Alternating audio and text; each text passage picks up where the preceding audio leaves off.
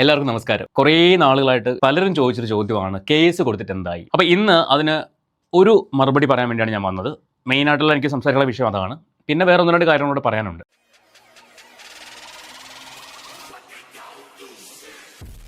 ഇപ്പോൾ കംപ്ലയിൻറ്റ് കൊടുത്തതിൻ്റെ ഒരു അപ്ഡേഷൻ എന്ന് പറയുന്നത് ഇന്നിപ്പോൾ കുറച്ച് മുൻപ് എനിക്ക് കോട്ടയം അസിസ്റ്റൻറ്റ് എക്സൈസ് കമ്മീഷൻ ഓഫീസിൽ നിന്ന് ഒരു നോട്ടീസ് വന്നു. അടുത്തൊരു 5 ദിവസത്തിനുള്ളിൽ അവിടെ ഹാജരായിട്ട് ആ കംപ്ലയിൻറ്റുമായിട്ട് ബന്ധപ്പെട്ട് കൂടുതൽ വിവരങ്ങൾ അവർക്ക് ചോദിക്കാനുണ്ട്, അതേക്കുറിച്ച് അറിയാൻ വേണ്ടി അവിടെ ഹാജരാവണമെന്ന് പറഞ്ഞിട്ടൊരു നോട്ടീസ് വന്നിട്ടുണ്ട്. ഞാൻ തൽക്കാലം നോട്ടീസ് ഒന്നും വയ്ക്കുന്നില്ല. ആ ദിവസം പോകുന്ന ദിവസമുള്ള കാര്യങ്ങൾ ഞാൻ നിങ്ങളെ അറിയിക്കാം. അവിടെ സംസാരിച്ച കാര്യങ്ങൾ എന്തൊക്കെയാണെന്നുള്ള കാര്യങ്ങൾ ഞാൻ അറിയിക്കാം. ഇതാണ് നമ്മുടെ എക്സൈസിൽ കൊടുത്ത കംപ്ലയിൻറ്റിൻ്റെ ഒരു അപ്ഡേഷൻ. സൈബർ സെല്ലിൽ അപ്ഡേഷൻ പ്രത്യേകിച്ചൊന്നുമില്ല. അവർ വിളിച്ചില്ല അങ്ങനെ നിൽക്കുവാണ്. ഞാൻ പിന്നെ അത് മെനിഞ്ഞാന്ന് വിളിച്ച് അന്വേഷിച്ചിട്ടുണ്ടായിരുന്നു. അപ്പോൾ അവരും പ്രത്യേകിച്ചൊന്നും ഒരു അപ്ഡേഷനും പറയുന്നില്ല. വിളിച്ചു നോക്കി കിട്ടിയില്ല എന്നൊക്കെ പറഞ്ഞിങ്ങനെ പോവുകയാണ്. അവിടെ അവർക്ക് പ്രത്യേകിച്ചൊന്നും ചെയ്യാൻ പറ്റില്ല, അതെനിക്ക് മനസ്സിലായി. നമ്മൾ ഈ വിളിച്ച് ഫോളോ അപ്പ് ചെയ്യുന്നതല്ലാതെ പ്രത്യേകിച്ച് അവർക്കൊന്നും ചെയ്യാൻ പറ്റില്ല. പക്ഷേ ഈ കംപ്ലയിൻ്റ് എന്ന് പറയുന്നത് അവർ വളരെ സീരിയസ് ആയിട്ട് തന്നെയാണ് അത് എടുക്കുന്നത്. സോ കംപ്ലയിൻ്റ് അവരെടുത്തു. അതിൻ്റെ കാര്യങ്ങൾ ചോദിക്കാൻ വേണ്ടിയാണ് ഇപ്പോൾ വിളിച്ചിട്ടുള്ളത്. അതെന്തായാലും ഉടനെ തന്നെ അങ്ങോട്ട് പോകുന്നുണ്ട്. അപ്പോൾ കോട്ടയത്തേക്കൊരു യാത്ര ഉടനെ റെഡി ആയിട്ടുണ്ട്. അപ്പോൾ ഇതാണ് രേഷ്മ പി തങ്കച്ചിൻ്റെ എതിരെ നമ്മൾ കൊടുത്ത കേസിൻ്റെ ഒരു അപ്ഡേഷൻ എനിക്ക് നിങ്ങളോട് പറയാനുള്ളത്. ഇന്നലെ ചെയ്ത വീഡിയോയ്ക്കകത്ത് ഞാൻ ഈ കൊച്ചിയിൽ ഒരു പെൺകുട്ടി ഒരു ബിൽഡിങ്ങിൻ്റെ അകത്ത് നിന്ന സമയത്ത് ഈ പെൺകുട്ടിയെ 3 പേർ ചേർന്നിട്ട് ആക്രമിച്ചു. ആ ഒരു വിഷയം നമ്മൾ ഇന്നലെ സംസാരിച്ചിട്ടുണ്ടായിരുന്നു ഇന്നലത്തെ വീഡിയോയ്ക്കകത്ത്. അപ്പോൾ അതിൻ്റെ വാർത്ത വന്നിട്ടുണ്ട്. നമുക്ക് അതൊന്ന് കേട്ട് നോക്കാം. എന്താണ് അവിടെ സംഭവിച്ചത്? ശരിക്കും പേടിപ്പിക്കുന്നൊരു കാര്യം തന്നെയാണ്. പെൺകുട്ടികളെ കൊച്ചി പോലുള്ള നഗരങ്ങളിൽ, കൊച്ചിയും ട്രിവാൻഡ്രം ഒക്കെ ഇപ്പോൾ ഒരുപോലെ ആയി തുടങ്ങിയിട്ടുണ്ട്. നൈറ്റ് ലൈഫ് ഭയങ്കര വ്യാപകമായി മാറിക്കൊണ്ടിരിക്കുകയാണ്. അപ്പോൾ ഇത്തരം നഗരങ്ങളിൽ പെൺകുട്ടികളെ അയക്കുമ്പോൾ, പഠിക്കാൻ വേണ്ടി വിടുമ്പോൾ, രാത്രി കാലങ്ങളിൽ ഇവർ പുറത്തു പോകുമ്പോൾ ഒരു സേഫ്റ്റിയും ഉറപ്പുവരാൻ പറ്റാത്തൊരവസ്ഥയാണ്. നമുക്കതിൽ ആ വാർത്ത ഒന്ന് കേട്ട് നോക്കാം. നിലവിൽ പ്രവർത്തനരഹിതമായി കിടന്നിരുന്ന 10 നില ഹോട്ടലിൽ യുവതിയെ ബലമായി പിടിച്ചുകൊണ്ടുപോയി ശ്രമിച്ച് 2 യുവാക്കൾ പെൺകുട്ടി അലറി വിളിച്ച് നഗ്നയായി പുറത്തേക്കിറങ്ങി ഓടി. പിടികൂടുന്നതിനിടയിൽ രക്ഷപ്പെടാൻ ശ്രമിച്ച പ്രതികൾ പോലീസിന്റെ കസ്റ്റഡിയിൽ. കൊച്ചിയിലാണ് ഞെട്ടിക്കുന്ന സംഭവം. നഗരത്തിൽ കാലങ്ങളായി പൂട്ടിക്കിടന്ന വ്യൂ മൗണ്ട് ഹോട്ടലിൽ വെച്ചാണ് പീഡന ശ്രമം നടന്നിരിക്കുന്നത്. കൊല്ലം പരവൂർ സ്വദേശി രാഹുൽ, തിരുവനന്തപുരം സ്വദേശി ഡാനിഷ് എന്നിവരാണ് പ്രതികൾ. ആൺസുഹൃത്തിനൊപ്പം പോവുകയായിരുന്ന പെൺകുട്ടി മഴ പെയ്തതോടെയാണ് ഹോട്ടലിലേക്ക് കയറി നിന്നത്. ഈ സമയം ഇവിടെ ഇരുന്ന് മദ്യപിക്കുകയായിരുന്ന രാഹുലും ഡാനിഷും ചേർന്ന് ആൺസുഹൃത്തിനെ അടിച്ചു വീഴ്ത്തി.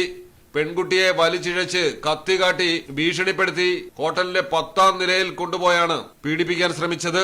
ഏറെ നേരം ചെറുത്തുനിന്ന പെൺകുട്ടി ഒടുവിൽ ഇരുവരുടെയും കയ്യിൽ നിന്ന് രക്ഷപ്പെട്ട് പുറത്തേക്ക് ഓടുകയായിരുന്നു. നഗ്നയായി ഓടിയ പെൺകുട്ടിയെ നാട്ടുകാരാണ് സുരക്ഷിതയാക്കിയത്. പിടികൂടാൻ ശ്രമിക്കവേ ഓടി രക്ഷപ്പെട്ട ഒരു പ്രതിയെ പോലീസുകാർ പിന്തുടർന്ന് പിടികൂടി കസ്റ്റഡിയിലെടുക്കുകയായിരുന്നു.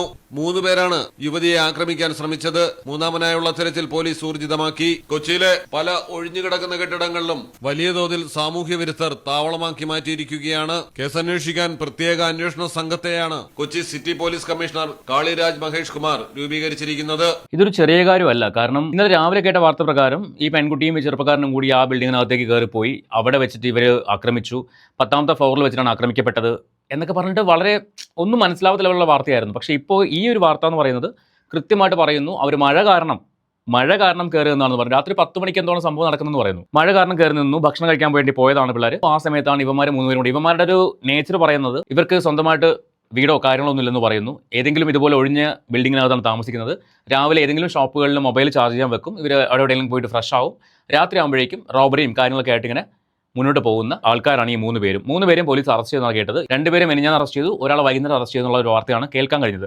അപ്പോൾ ഇതിന്റെ വിശദ വിവരങ്ങൾ പോലീസ് ഉദ്യോഗസ്ഥൻ തന്നെ പറയുന്നുണ്ട്. നമുക്കതൊന്ന് കേൾക്കാം. ചൊവ്വാഴ്ച രാത്രിയാണ് കൊച്ചിയെ ഞെട്ടിക്കുന്ന ഈ റേപ്പ് അറ്റംപ്റ്റ് ഉണ്ടാകുന്നത്. കൊച്ചിയിൽ നൈറ്റ് ലൈഫ് സേഫ് ആണെന്ന് പറയുമ്പോഴും നമ്മുടെ കുഞ്ഞുങ്ങൾ രാപകലില്ലാതെ ഇങ്ങനെ അലിഞ്ഞതിൽ നടക്കപ്പെടും. അപകടം പതിയിരിപ്പുണ്ട് എന്നുള്ള ഓർമ്മപ്പെടുത്തൽ കൂടിയാണ് ഈ സംഭവം. എന്തായാലും ഈ റേപ്പ് അറ്റംപ്റ്റുമായി ബന്ധപ്പെട്ട് പ്രതികളെ പിടികൂടിയ സെൻട്രൽ പോലീസ് സ്റ്റേഷനിലെ SI ശ്രീ സുബോധനോടൊപ്പം ശരിയാണ്. ഈ ഒരു നമ്മൾ നേരത്തെ പറഞ്ഞതുപോലെ എങ്ങനെയാണ് ഒരു ഇൻഫർമേഷൻ കിട്ടുന്നത്? പെൺകുട്ടി തന്നെ വിളിച്ചറിയിക്കുകയായിരുന്നു?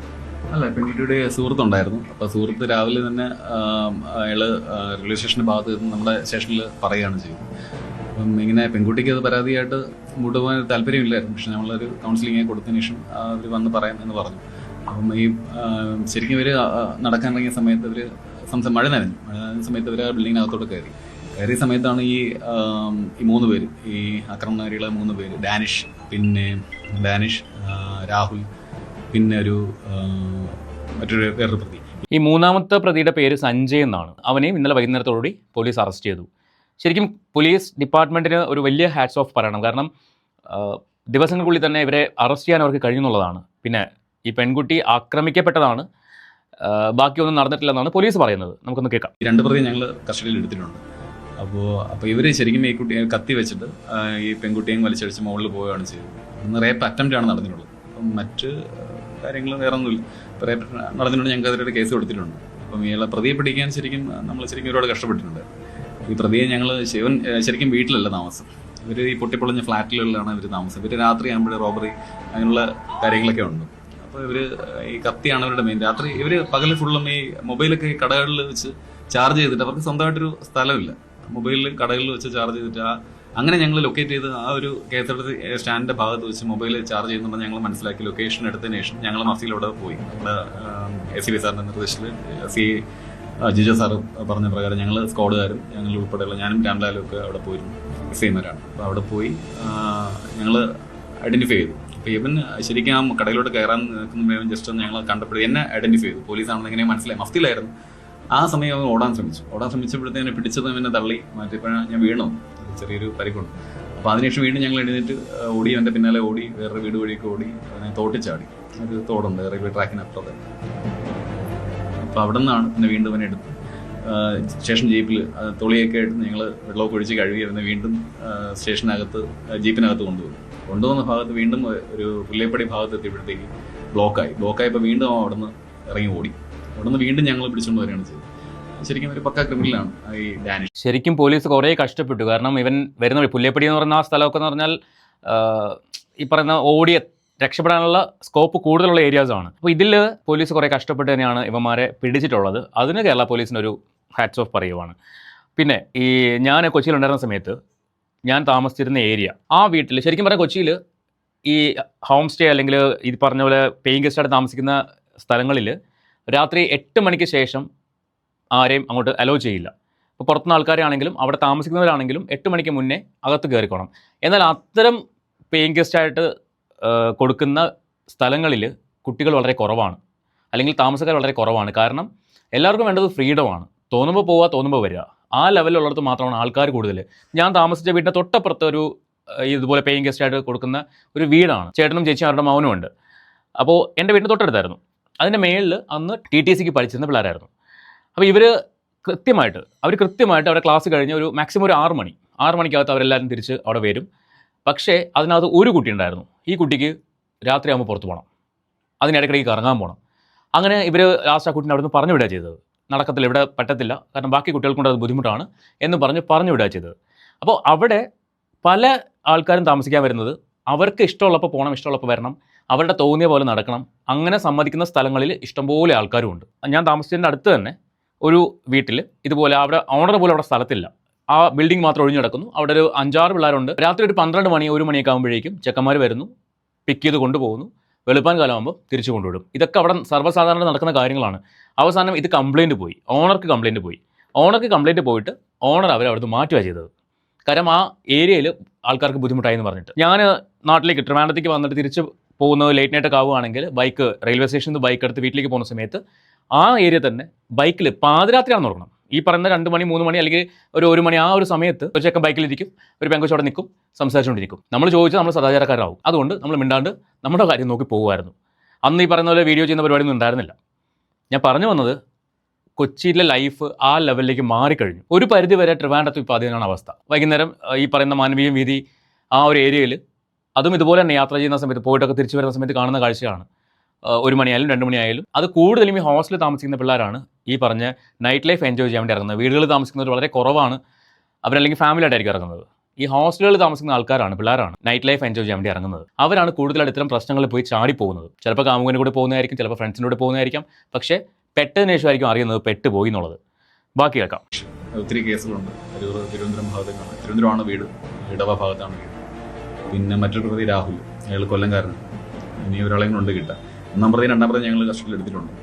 ഡാനിഷ്, രാഹുൽ, സഞ്ജയ് ഈ 3 പേരെയാണ് അറസ്റ്റ് ചെയ്തത്. 2 പേരെ ഇന്നലെ മിനിഞ്ഞാന്ന് അറസ്റ്റ് ചെയ്തു, ഒരാളെ ഇന്നലെ അറസ്റ്റ് ചെയ്തു. അപ്പോൾ അവന്മാർക്കുള്ളത് എന്തായാലും അവിടെ കിട്ടേണ്ടത് കിട്ടിയിട്ടുണ്ടാവും, കിട്ടുകയും ചെയ്യും. കിട്ടണം എന്നാണ് ഞാൻ പറയുന്നത്, പുറത്തിറങ്ങാൻ പാടില്ല അവനൊന്നും. അത് ആ പെൺകുട്ടി MBA പഠിച്ച പെൺകുട്ടിയാണ്, HR മാനേജറായിട്ട് വർക്ക് ചെയ്യുന്ന പെൺകുട്ടിയാണ്. അതിൻ്റെ ഒരു അവസ്ഥ ആലോചിച്ച് നോക്കിയേ. അതിന് എത്രമാത്രം സ്ട്രഗിൾ ചെയ്തായിരിക്കും ലൈഫിലേക്ക് തിരിച്ചു വരേണ്ടത്. കുറച്ച് നേരം കൊണ്ടുണ്ടായ ഒരു ട്രോമയാണ്. ഒരിക്കലും നമുക്ക് പറഞ്ഞറിയിക്കാൻ പറ്റില്ലായിരിക്കും ആ ഒരു സിറ്റുവേഷൻ. ആ കുട്ടി എത്ര പാനിക് ആയിട്ടുണ്ടാവും. ഇവരെയൊക്കെ കൈയൊക്കെ അടിച്ചിട്ടാണ് കുട്ടി ഇറങ്ങി ഓടിയത്. ചെന്ന് കയറിയത് അവിടുത്തെ നാട്ടുകാരുടെ മുന്നിലേക്ക്. അവർ സേഫായിട്ട് മാറ്റി. ഇല്ലെങ്കിൽ ആ കുട്ടിയുടെ അവസ്ഥ എന്തായിരിക്കും? അത് നേരെ പോകുന്ന എന്തെങ്കിലും കടുങ്കൈ ചെയ്യാൻ വേണ്ടിയായിരിക്കും. ചിന്തിക്കാൻ പറ്റുന്നില്ല ഇതൊന്നും. ബാക്കിയൊക്കെ മൂന്നാം പ്രതി ഇവർ ഐഡന്റിഫൈ ചെയ്തിട്ടുണ്ടോ ലേഡി? ഐഡന്റിഫൈ ചെയ്തിട്ടുണ്ട്. ഞങ്ങൾ ഫോട്ടോയൊക്കെ കാണിച്ചിട്ടുണ്ട്. ഞങ്ങൾ കൃത്യമായിട്ടും എടുക്കുന്നതായിരിക്കും. കാരണം ഞങ്ങൾ ഇതിനകത്ത് ഇപ്പോൾ കമ്മീഷൻ സ്ക്വാഡും ഉണ്ട്, കമ്മീഷൻ്റെ പിന്നെ കമ്മീഷൻ്റെയും DCP ഷൈൻ ഷത്താറും അശ്വതി മേഡം ഒക്കെ നമ്മൾ ഇതിൻ്റെ കൂട്ടത്തിലുണ്ട്. അപ്പോൾ അവരെല്ലാം പറയുന്നതിൻ്റെ അടിസ്ഥാനത്തിലാണ് ഞങ്ങൾ ഇവരെ ലൊക്കേറ്റ് ചെയ്യുന്നത്. അപ്പോൾ സ്ക്വാഡുകാർ മുഴുവനുണ്ട് ഞങ്ങൾ പിടിക്കാനായിട്ട്. ഞാൻ പ്രധാനമായിട്ട് എന്നോട് ചോദിക്കാനുള്ളത്, കൊച്ചി നൈറ്റ് ലൈഫ് സേഫ് ആണെന്നാണ് പൊതുവെ പുറത്തു നിന്നുള്ളൊരു വിലയിരുത്തൽ എങ്ങനെയാണ്? അപ്പം നമ്മൾ പല സാഹചര്യങ്ങളിലാണ് രാത്രിയിൽ പുറത്തേക്ക് ഇറങ്ങുന്ന ഒരു സാഹചര്യത്തിലൊക്കെ ആണെങ്കിലും കൊച്ചി സേഫ് ആണല്ലോ എന്നുള്ളൊരു ധാരണയുണ്ട്. അത് ഇത്തരം ചില കേസുകൾ, ഇത് ശരിക്കും പറഞ്ഞാൽ ഒരു സിനിമ സ്റ്റൈൽ കേസ്, അങ്ങനത്തെ ഒരു സ്വഭാവമുള്ള കേസ്, അത്തരം ഇടപെടലുകൾ പോലീസിന്റെ ഭാഗത്തുനിന്ന് ഉണ്ടാകേണ്ടി വരുന്നു. അത് ശരിക്കും ഞെട്ടിക്കുന്ന സംഭവം തന്നെയല്ലേ? ശരിക്കും ഇങ്ങനത്തെ കൊച്ചി സേഫ് ആണെന്നൊരു മെസ്സേജ് ആണോ ഉള്ളത്? കൊച്ചി സേഫാണ്. ഞങ്ങളെ പോലീസിനെ സംബന്ധിച്ചിടത്തോളം കേരള പോലീസ് ഇപ്പം കുറ്റകൃത്യം ചെയ്യുന്ന എല്ലാവരും ഞങ്ങൾ പിടിക്കാറുണ്ട്. ഞങ്ങൾ നിയമം കൃത്യമായിട്ട് നോക്കുന്നുണ്ട്. പക്ഷേ കൊച്ചി സേഫാണെന്ന് ചോദിച്ചാൽ കൊച്ചി സേഫാണ് എന്ന ഒരു തരത്തിൽ അത് അല്ല. പോലീസുകാർക്ക് പോലും ഉറപ്പില്ല സേഫ് ആണോ എന്ന് ചോദിച്ചു കഴിഞ്ഞാൽ ആണ്, എന്നാൽ അല്ലേന്ന് ചോദിച്ചു കഴിഞ്ഞാൽ അല്ല. കുറ്റകൃത്യങ്ങളെല്ലാം, അത് കൊച്ചി മാത്രമല്ല കേട്ടോ, എല്ലാ നാടുകളിലും കുറ്റകൃത്യങ്ങൾ നടക്കും. പക്ഷേ ജനങ്ങളും കൂടി സഹകരിച്ചാൽ മാത്രമേ ഈ കുറ്റകൃത്യങ്ങൾക്ക് ഒരു പരിഹാരം ഉണ്ടാവുകയുള്ളൂ.